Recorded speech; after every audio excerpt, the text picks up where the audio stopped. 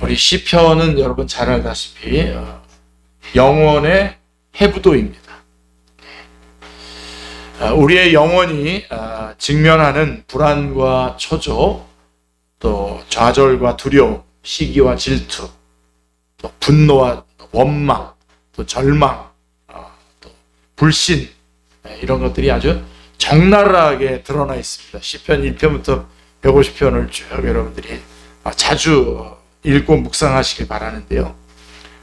자, 하나님과 시인들과의 만남은 낭만적인 만남이 아니라 적나라한 그 삶의 질곡 가운데에서의 만남입니다.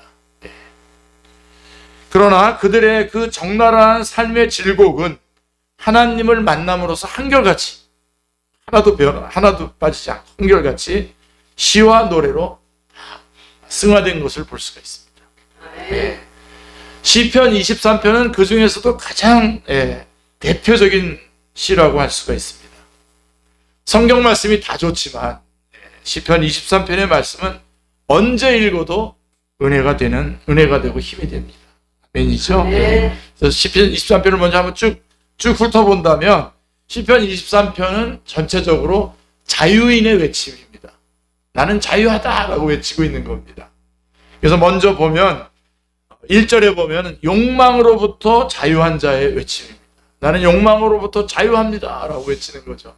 뭐라고 되어 있습니까? 여호와는 나의 목자시니 내가 부족함이 없으리로다. 욕망으로부터의 자유.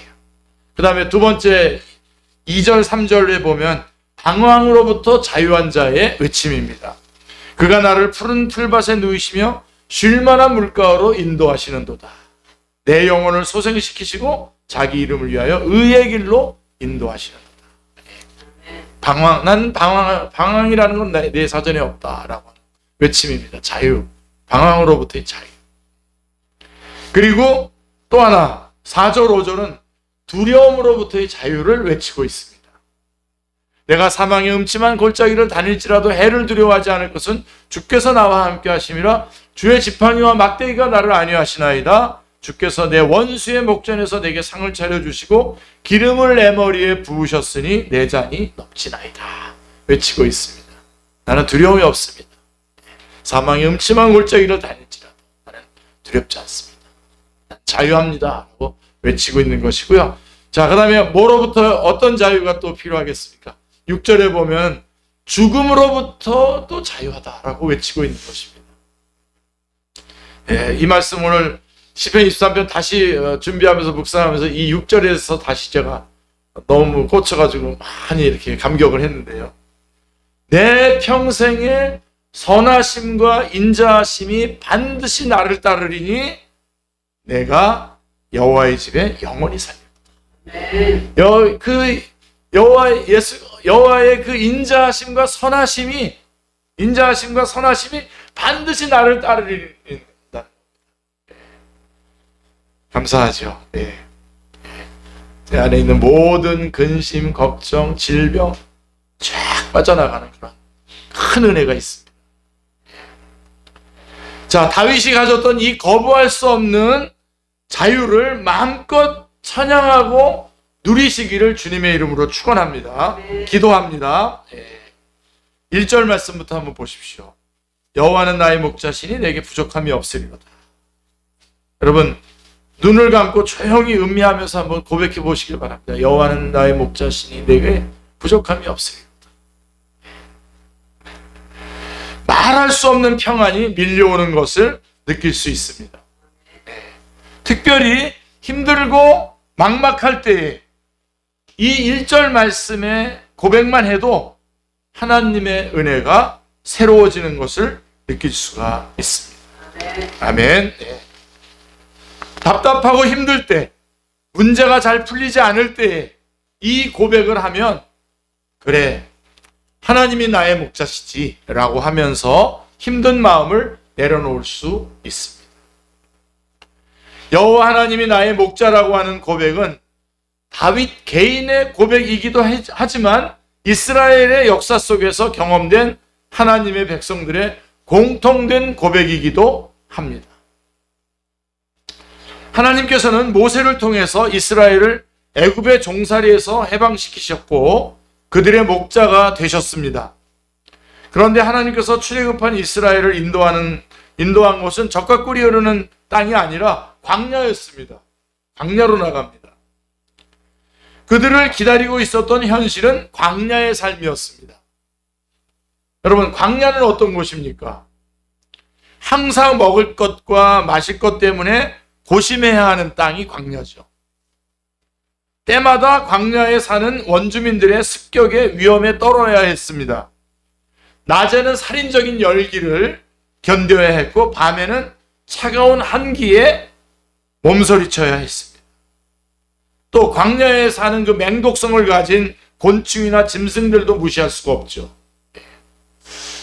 자, 이런 생활이 40년 동안이나 이어졌습니다. 그들은 이런 고통스러운 생활 때문에 늘 불평하고 원망을 했습니다.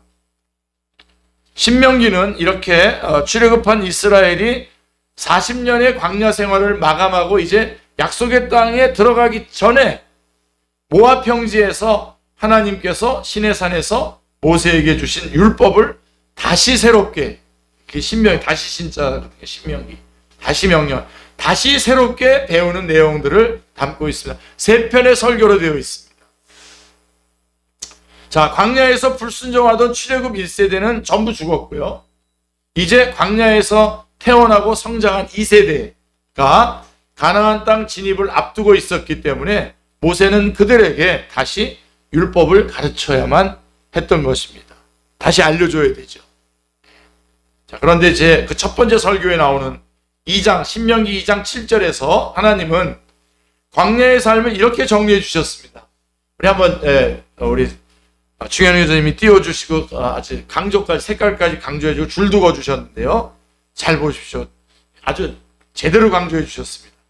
내 하나님 여호와께서 내가 하는 모든 일에 내게 복을 주시고 내가 이 큰 광야에 두루 다님을 알고 내 하나님 여호와께서 이 40년 동안을 너와 함께 하셨으므로 내게 부족함이 없었느니라 하시기로 이렇게 되어 있습니다. 2장 7절입니다. 이 신명기 2장 7절만 가지고 또 한번 또 설교도 한번 제가 할 그런 구상을 하고 있는데요. 이 말씀은 참 놀라운 말씀입니다. 분명 하나님은 광야 40년 동안 부족한 것이 하나도 없었다고 말씀하고 계시기 때문에. 자, 그런데 여러분, 이스라엘은 어떻습니까? 그 광야 생활을 겪었던 이스라엘은 뭐라고 말합니까? 자신들의 생활에 늘 부족함이 있다고 생각했어요. 물도 부족하고 양식도 부족하고 안전도 부족하고 편리함도 부족하다고 생각했어요. 부족한 것 투성이라고 생각했어요. 그래서 불평하고 원망했지 않습니까? 그런데 오히려 하나님께서는 이스라엘이 광야에서 부족한 것이 하나도 없었다라고 정리해주고 있습니다. 자, 왜 그렇게 말씀하셨습니까? 오늘 우리 전사님 기도에도 기도할 때도 그렇게 기도로 한 4편 정도의 설교를 해주셔서 감사합니다. 근데 자, 거기에 보면 왜 하나님께서는 그렇게 정리하셨어요? 왜 그렇게 평가하셨습니까? 내 하나님 여호와께서 이 40년 동안을 너와 함께 하셨습니다. 하나님이 함께 하셨기 때문에 너는 부족한 것이 없었다는. 오늘 여러분 이걸 정말 여러분 아멘 하셨는데 꽉 붙잡고 여러분 딱 잡으십시오. 추수감사절날 가장 큰 축복입니다. 딱 붙잡으시길 바랍니다. 누가복음 6장 20절로 26절 말씀을 보면 이 부분을 제자도의 핵심이라고 말해줍니다. 누가복음 6장 그 20절부터 쭉 제자도에 대한 이야기들이 이제 계속 진행이 돼서 나오는데 그 앞부분에 아주 20절부터 26절이 아주 제자도의 핵심인데 이제 소위 사복사화라고 하죠. 그런데 우리 주님께서는 20절에서 가난한 자는 복이 있나니 하나님의 나라가 너희 것이며라고 말씀해주고 있습니다. 가난한 자가 복이 있다.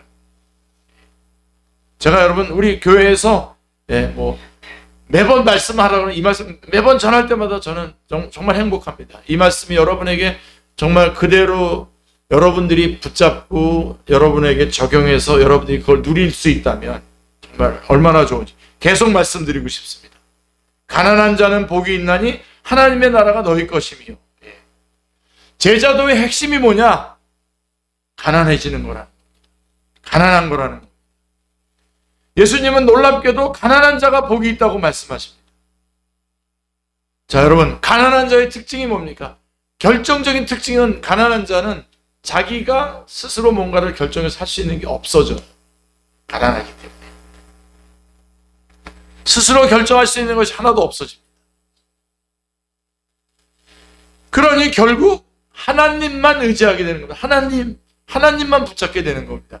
그래서 성경은 뭐라고 얘기하냐면 이 하나님만을 의지하는 것, 이것이 복이라는 거예요. 하나님만 의지했더니 왜 복이냐? 하나님만 의지했더니 어느새 하나님께서 나를 장악하시고 나의 인도자가 되어주시고 나의 필요한 것들을 공급해 주시고 나를 위험으로부터 보호해 주시더라라고 하는 것이죠. 그래서 복인 겁니다. 그래서 제자도의 가장 핵심 뭐냐면 가난해지는 겁니다. 주님께 대한 강력한 흡인력, 주님 없으면 나는 한순간도 살 수 없습니다 라고 하는 이게 제자도의 가장 핵심이고 골격이라고 하는 것입니다. 가장 중요한 것이죠. 그게 복이라는 겁니다. 왜요? 하나님이 나를 소유 삼으시고 나를 주관해 주시기 때문에 그렇습니다. 아멘. 하나님께서 나를 장악하시고 인도해 주시니 이것이 최고의 복이요 또한 하나님께서 내 안에서 주권을 행사하시니 이것이 천국인 것입니다. 아멘. 하나님이 나의 주권, 주인이 되어주시는 그곳이 천국 아니겠습니까? 아멘. 자, 이스라엘의 광야 생활이 부족함이 없었다는 것이 바로 그와 같은 것이었습니다. 하나님께서 그들과 함께 하셨고 그렇기 때문에 그들은 부족함이 없었던 것입니다. 다윗은 사울에게 쫓겨 광야로 나왔습니다. 거기에는 골리앗을 물리쳤을 때의 그 사람들의 환호와 인기도 없었고 거기에는 생활 필수품도 없었습니다. 광야에는 안전도 없었고 밤에 발을 편히 뻗고 누울 안락한 집도 없었습니다. 그런데 다윗은 1절에서 뭐라고 얘기합니까? 여호와는 나의 목자시니 내게 부족함이 없습니다. 바로 그때 한 고백이에요. 이게 사울에게 쫓겨다니면서 한 고백이에요. 이 시편 23편. 여호와는 나의 목자시니 내게 부족함이 없으려다. 이 고백은 우리의 안목과 우리의 사고와 우리의 사고와 안목이 완전히 전환되어야 함을 요구하고 있습니다. 여러분들이 시편 23편 1절을 읽으면서 우리는 우리의 사고와 안목을 완전히 전환해야 됩니다. 광야에서의 이스라엘처럼 우리도 우리 자신의 생활에 대해서는 늘 부족함을 느낍니다. 있어도 항상 부족함을 호소하며 때론 원망과 불평을 늘어놓습니다. 왜 그렇습니까? 우리의 삶 속에 없는 것이 많다고 생각하기 때문입니다. 우리는 돈, 건강, 인기, 명예, 시간, 여유, 힘이 없어서 우리 자신이 행복하지 못하다고 생각을 합니다. 다시 말하면 우리의 욕구가 충족되지 못하기 때문에 불행하다고 생각을 합니다. 그런데 하나님께서는 그리고 오늘 시편의 기자 다윗은 전혀 다르게 생각합니다. 우리의 행복의 기준이 만족의 기준은 우리의 삶 속에 하나님이 함께 하시느냐 그렇지 않느냐에 달려있다는 것입니다.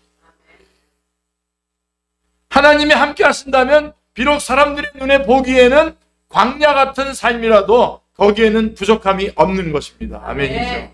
반대로 하나님이 함께 계시지 않는다면 비록 궁궐에서의 삶이라고 할지라도 부족하고 모자란 삶인 것이죠. 우리의 진정한 행복과 만족은 하나님께서 우리와 함께 하시느냐 그렇지 않느냐에 달려있지 푸짐하고 기름진 음식과 안락한 잠자리에 달려있는 것이 아니라고 하는 것입니다. 이런 면에서 우리는 완전히 바뀌어야 됩니다. 요셉의 삶, 여러분 창세기 37장부터 50장까지 요셉의 이야기가 쫙 나오는데 참 좋은 예가 되죠. 그의 인생은 계속 꼬여요. 여러분 잘 아시잖아요. 이 요셉이 계속 꼬이잖아요. 그런데도 성경은 뭐라고 얘기하냐면 여호와께서 요셉과 함께 하심으로 그가 형통한 자가 되어 라고 계속해서 진술해 주고 있습니다. 창세기 39장 2절 등등 여러 번. 여러분, 형통이 무엇입니까? 성경에서 말하는 형통은 순풍에 돛단 듯 내가 원하는 일이 척척 잘 풀려나가는 것을 말하지 않습니다. 그것을 형통이라고 말하지 않습니다. 형통이란 하나님께서 함께 하시는 일을 말합니다. 하나님이 개입한 사건, 그것이 형통입니다. 하나님이 함께 하신 사건. 하나님이 함께 하셔서 되어진 일이라면 그것이 어떤 결과를 가져왔던 형통인 것입니다. 요셉의 생애가 죄송합니다. 여러분, 요셉의 생애가 어떻게 마무리됐는지 잘 아시죠? 총리가 되면서 많은 자기 백성들을 구원해내는 그런, 하나님께서 선으로 바꾸셨다고 고백하는 우리 그런 아름답게 마무리된 것을 우리는 볼 수가 있습니다. 사랑하는 성도님들, 이 세상에는요, 완벽한 사람 한 사람도 없습니다. 그리고 완벽한 환경은 한 군데도 없습니다. 비록 우리들의 삶에, 우리들의 가정에 부족함이 있다고 하더라도, 혹 우리 교회에 부족함이 있다고 하더라도 하나님이 함께 하시면 그것은 부족함이 없는 것입니다. 오늘 전사님 기도하는 가운데서 외형적으로 평가하지 않겠다. 거기 하나님의 말씀이 계시기 때문에 그 교회, 하나님의 말씀이 계신다는 건 뭡니까? 하나님이 함께 하신다는 거예요. 하나님이 함께 하시면 그것은 부족함이 없는 겁니다. 그건 우리의 가정에도 적용해야 되고요, 이 나라에도 적용을 해야 됩니다. 자, 그러나 육신의 눈으로 보기에 꽤 많은 것을 갖춘 것 같아도 거기에 하나님이 계시지 않다면 그것은 부족함 투성이인 것입니다. 우리에게 진정으로 중요한 것은 어디에 있느냐, 또 얼만큼 가졌느냐가 아니라 누구와 함께 있느냐라고 하는 거죠. 누구와 함께 있냐는 거죠. 하나님이 우리와 함께 계시기에 우리는 부족함이 없습니다. 그게 1절입니다. 여호와는 나의 목자시니 내게 부족함이 없으리로다 라고 하는 것입니다.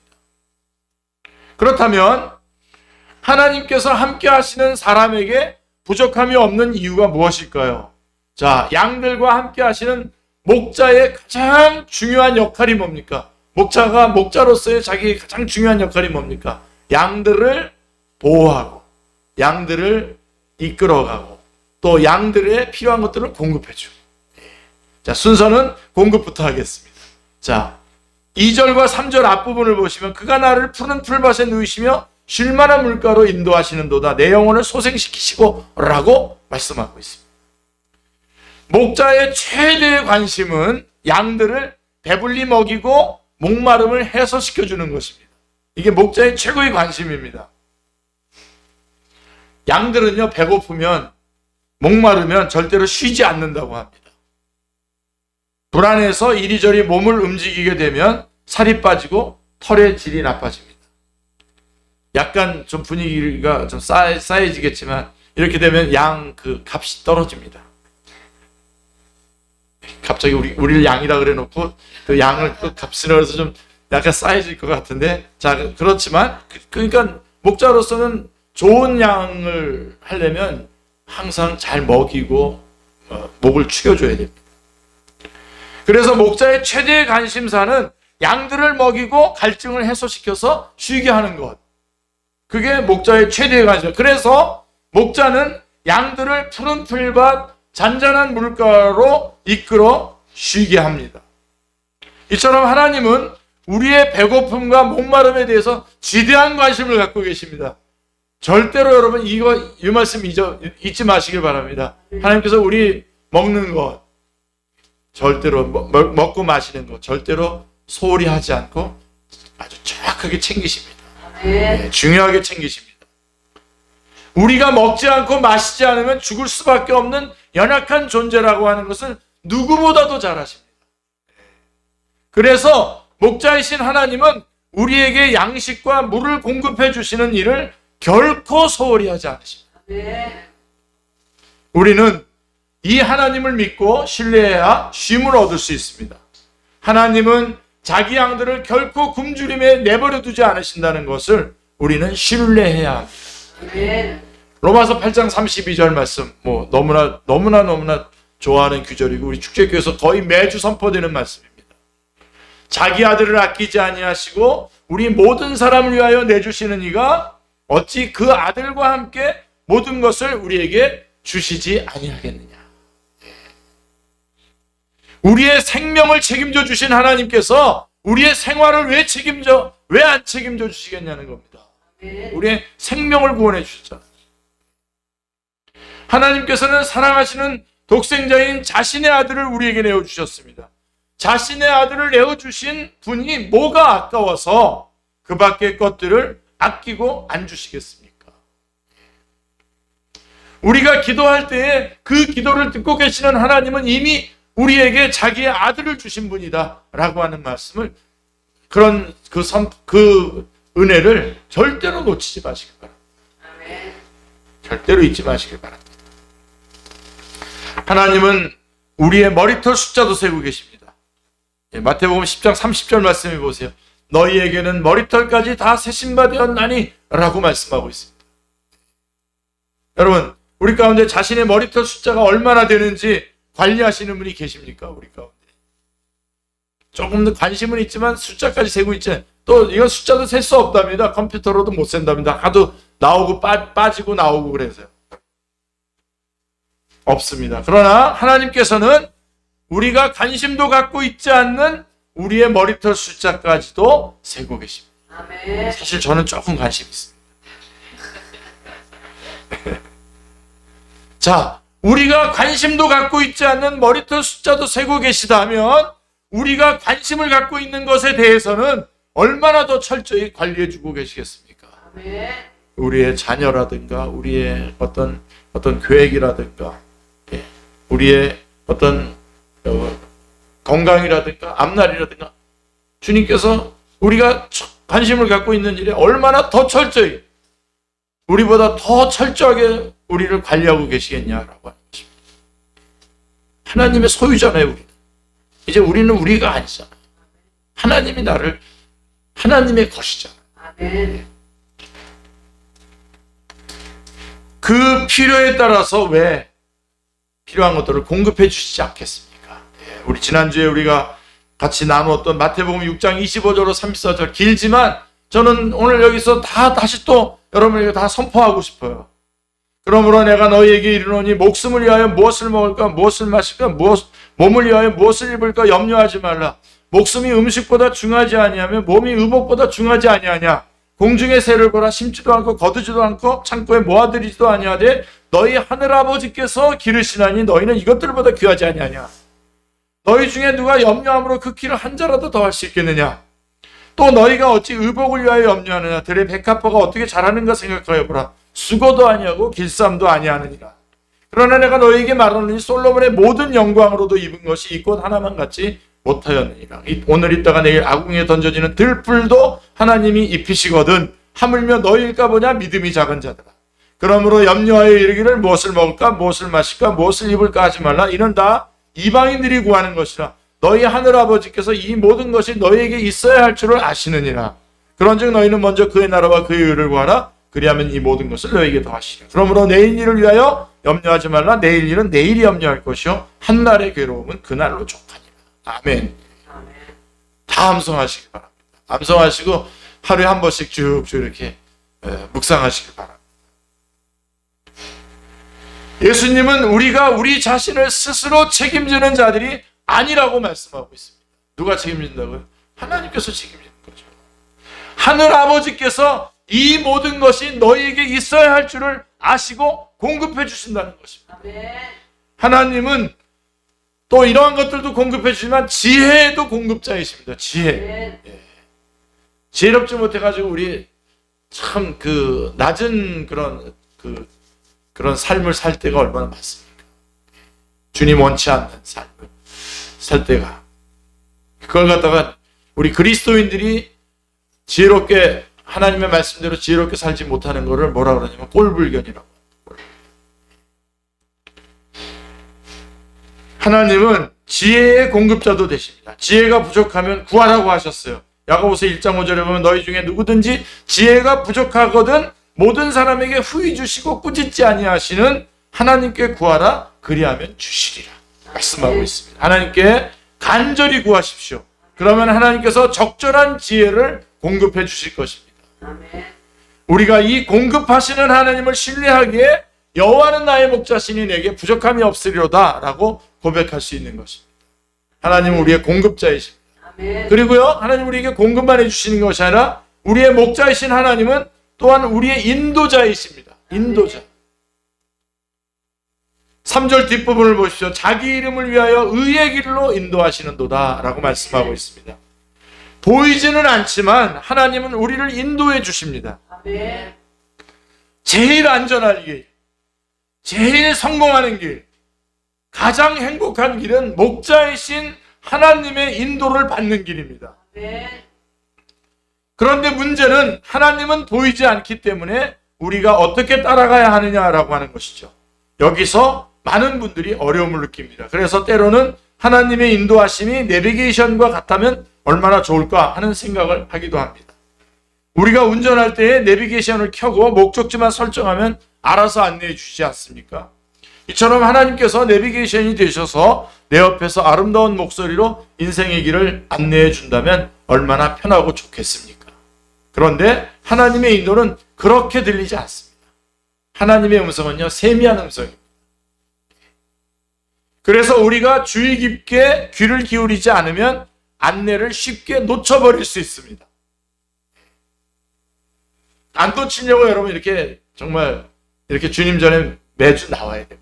나오고 중간중간에 성경 공부도 하고 교리 공부도 하고 그래야 되죠. 모여서 또 나누기도 하고 그래야 됩니다. 안 놓치려고 그러는 거예요. 자, 그렇다면 이 세미한 하나님의 음성은 어디서 들려옵니까? 주님께서 우리를 의의 길로 인도하시는도다라고 하는 이 말씀에서 우리가 힌트를 얻을 수 있어요. 여기서 의의 길이라고 하는 것은 구체적으로 구약 백성들에게 있어서는 토라를 말하는 겁니다. 율법을 말하는 겁니다. 그러니까 우리는 뭡니까? 우리에게는 성경이 있죠. 우리에게는 성경 말씀입니다. 그리고 그 성경을 좀 잘 이렇게 성경을 잘 해석할 수 있도록 요약해 놓은 그런 교리라든가 이런 것들이 바로 그 말씀이겠죠. 하나님은 우리가 가야 할 길을 성경에 다 지시해 놓으셨습니다. 네. 그러므로 우리가 성령님의 인도하심을 따라 성경 말씀을 잘 들으면 하나님의 인도하심을 받을 수 있습니다. 하나님의 말씀의 가이드를 잘 따르는 사람이라면 누구든지 이렇게 고백할 수 있을 것입니다. 여호와는 나의 목자시니 내게 부족함이 없으리로다. 그래서 우리를 필요한 것들을 공급해 주시죠. 우리를 인도해 주시죠. 그 다음에 우리가 위험에 처했을 때 우리를 보호해 주시죠. 우리의 목자이신 하나님은 또한 우리의 보호자이십니다. 4절에 보시면 내가 사망의 음침한 골짜기를 다닐지라도 해를 두려워하지 않을 것은 주께서 나와 함께 하시리라. 주의 지팡이와 막대기가 나를 안위하시나이다. 목자 되신 하나님은 우리를 인도하시되 햇빛이 밝게 빛나는 대로로만 인도하시지 않습니다. 때로는 음침한 죽음의 골짜기를 지나도록 인도하십니다.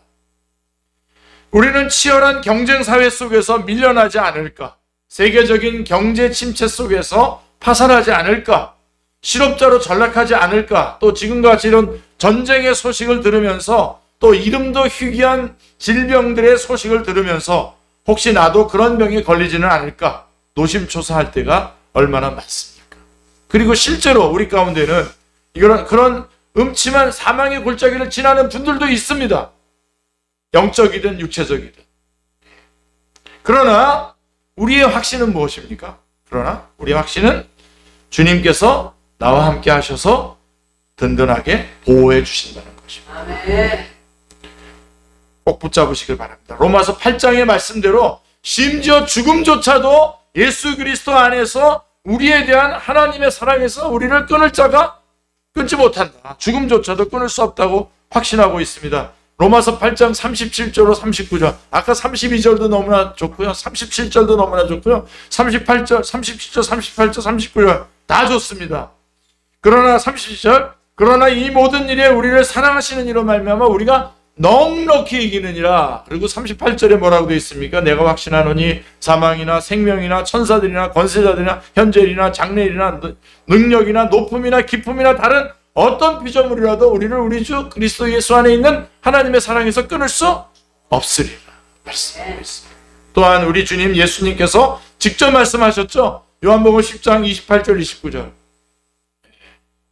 오늘 오후 시간에 좀 요 말씀 좀 설명하려고 하는, 치유와 관련돼서 말씀을 좀 하려고 하는데, 요한복음 10장 28절 29절. 내가 그들에게 영생을 주노니 영원히 멸망하지 아니할 것이요 또 그들을 내 손에서 빼앗을 자가 없느니라. 그들을 주신 내 아버지는 만물보다 크심에 아무도 아버지 손에서 빼앗을 수 없느니라.